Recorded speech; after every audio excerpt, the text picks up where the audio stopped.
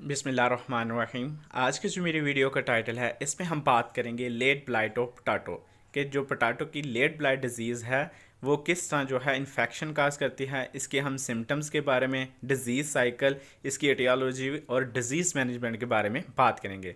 तो lecture start करने से पहले मेरी सबसे रिक्वेस्ट है, जिन लोगों ने अभी तक मेरा चैनल सब्सक्राइब नहीं किया वो जल्दी से चैनल को सब्सक्राइब कर लें और बेल आइकन को ऑन करना मत भूलें।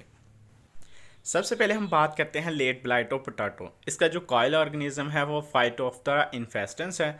इसके इंट्रोडक्शन की बात करें तो कहता है कि जो लेट ब्लाइट ऑफ पोटैटो है ये डिवास्टेटिंग प्लांट डिजीज़ है जो कि नॉर्थ अमेरिका से यानी कि जो एंडस है तो उससे ऑर्गेनेट हुई थी। इसका जो एपिडेमिक था इसकी वजह से इसने क्या जो पोटैटो क्रॉप से यूरोप के अंदर 1840 में इसने यानी कि उसकी क्रॉप की तबाही कर दी थी। और उसके बाद जो है 1845 से 1847 के दरमियान एक एरिश फमाइन आया जिसकी वजह से मिलियंस ऑफ पीपल जो थे वो डाइड मर गए थे। और इसी के इतनी ही फिगर के मुताबिक लोग जो है वो माइग्रेट कर गए थे यूरोप से यूएसए की तरफ। अगर हम पाकिस्तान की बात करें तो ये सबसे पहले पाकिस्तान में कलाम और मल्लम जब्बा के मकाम पे जो है वहाँ पे रिपोर्ट हुआ था। इसकी वजह से कहता है कि it has been reported from Punjab, Khyber Pakhtunkhwa, Balochistan, north of Pakistan.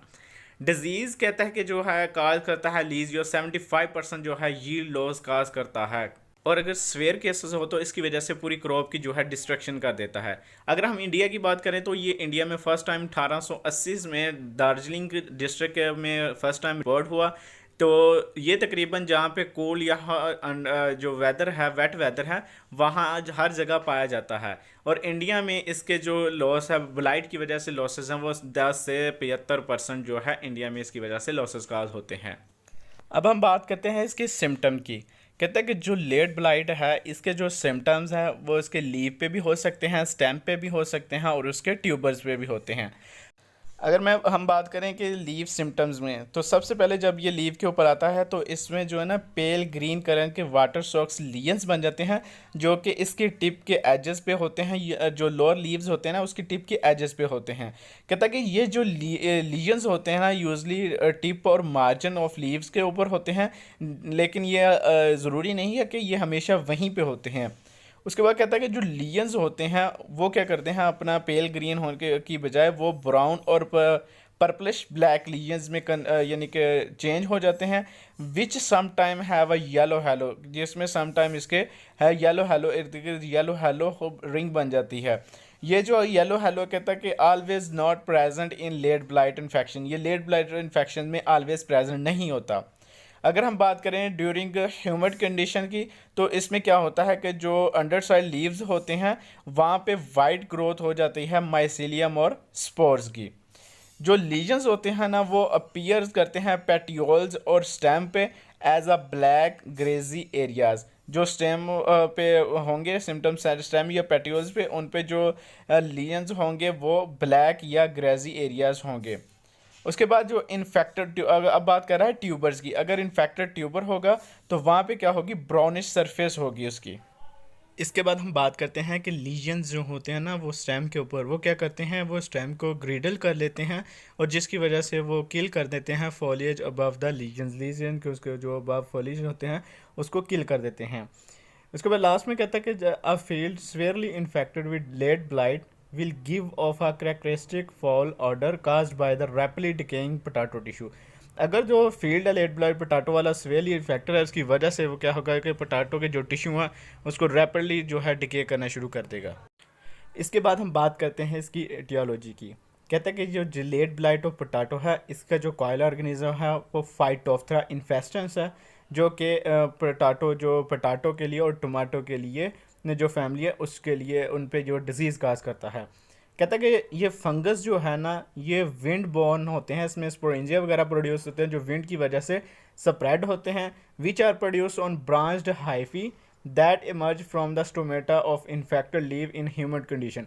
Humid condition में क्या करता है कि जो लीव के स्टोमेटा होते हैं उनके ज़रिए जो है वो प्रोड्यूस होता है और वो जो इसकी ब्रांच्ड हाइफी के अंदर जाके मर्ज होकर स्टोमेटा के साथ करता है प्रोड्यूस।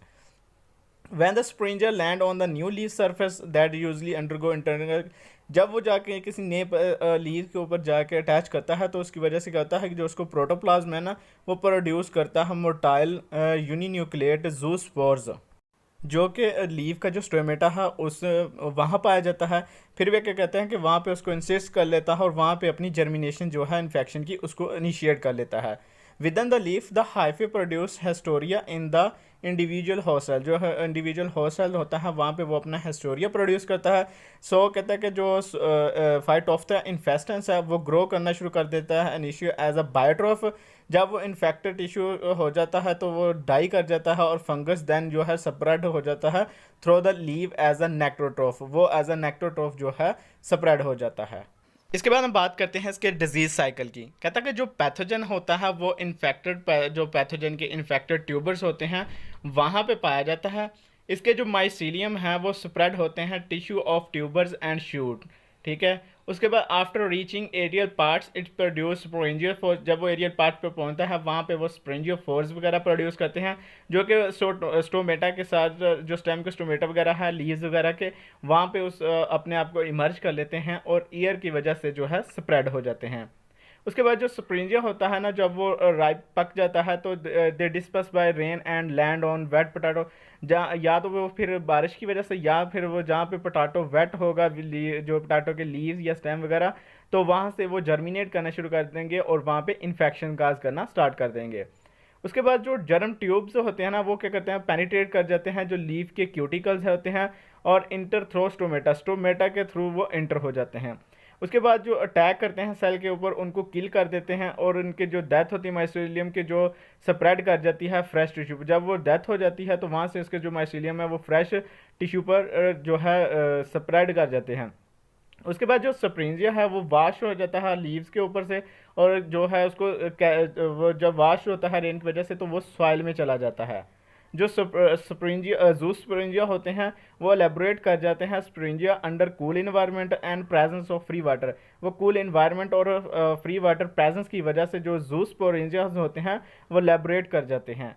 उसके बाद जब उसको फेवरेबल कंडीशन मिलती है ना तो वो पीरियड इन्फेक्शन ऑफ स्प्रिंजिया फॉर्मेशन में भी 4 days, वो 4 दिन में जो इन्फेक्शन काज कर सकता है। अब लास्ट में हम बात करते हैं मैनेजमेंट ऑफ डिजीज़ कि किस तरह हम लेट ब्लाइट ऑफ पोटैटो की जो डिजीज़ है उसको किस तरह कंट्रोल कर सकते हैं। सबसे पहले हमने जो सीड यूज़ करना है वो सर्टिफाइड सीड यूज़ करना है ताकि जो प्राइमरी अनाकुलम है उसको जो है कम किया जा सके। उसके बाद जो प्लांट का डेब्रिस वगैरह या वह है मसलन वाइन्स वगैरह या इन्फेक्टेड ट्यूबर वगैरह है उनको हमने जला देना है। और उसके बाद जो इन्फेक्टेड ट्यूबर वगैरह है स्टोरेज में जब हमने किया हुआ है तो उसमें से जो इन्फेक्टेड ट्यूबर्स वगैरह हैं उनको हमने रिमूव कर देना है।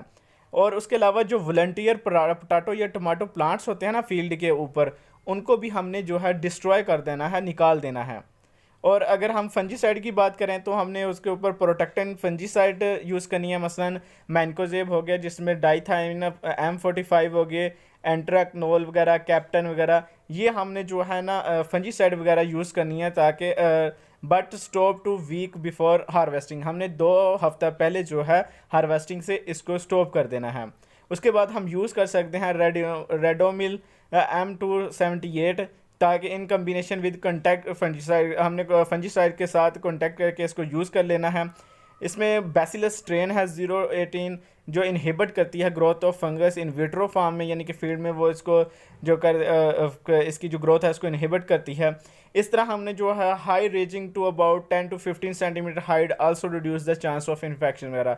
ये डिफरेंट स्ट्रेटजीज और मैनेजमेंट है जिसके ज़रिए हम जो है लेट ब्लाइट पोटैटो को कंट्रोल कर सकते हैं। अगर आप लोगों को मेरी वीडियो पसंद है तो इसको लाइक और शेयर करना मत भूलिएगा। शुक्रिया।